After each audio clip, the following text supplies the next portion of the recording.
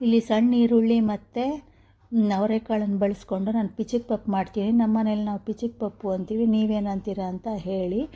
ಇವಾಗ ಗ್ಯಾಸ್ ಮೇಲೆ ಈರುಳ್ಳಿ, ಶುಂಠಿ, ಬೆಳ್ಳುಳ್ಳಿ, ಕೊಬ್ಬರಿನ ಸುಟ್ಕೋಬೇಕು. ಒಂದು ಪಾತ್ರೆ ಇಟ್ಬಿಟ್ಟು 2 ಸ್ಪೂನ್ ಎಣ್ಣೆ ಹಾಕಿ ಒಗ್ಗರಣೆ ಕಾಳು ಹಾಕಿ, ಇವಾಗ ಇಂಗು, ಬೆಳ್ಳುಳ್ಳಿ, ಕರಿಬೇವು, ಸುಲಿದಿಟ್ಕೊಂಡಿರೋ ಸಣ್ಣ ಈರುಳ್ಳಿ ಮತ್ತು ಅವರೆಕಾಳನ್ನು ಹಾಕಿ ಒಂದು ಪ್ಲೇಟ್ ಮೇಲೆ ನೀರಿಟ್ಬಿಟ್ಟು ಮುಚ್ಚಳ ಮುಚ್ಚಿ ಸಿಮ್ಮಲ್ಲಿ ಇಟ್ಬಿಟ್ಟು ನಿಧಾನವಾಗಿ ಬೇಯಿಸಿ ಒಂದು 5ರಿಂದ 10 ನಿಮಿಷದಿಂದ 15 ನಿಮಿಷದವರೆಗೆ ಬೇಯುತ್ತೆ.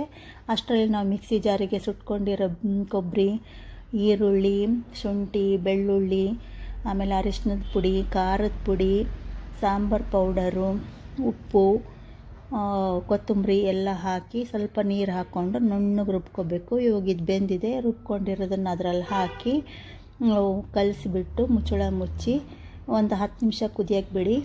ಇವಾಗ ಇದು ರೆಡಿ ಆಯಿತು. ಇದನ್ನು ಅನ್ನ, ಚಪಾತಿ, ಮುದ್ದೆ ಯಾವುದ್ರ ಬೇಕಾದ್ರ ಜೊತೆಗೆ ತಿನ್ಬೋದು.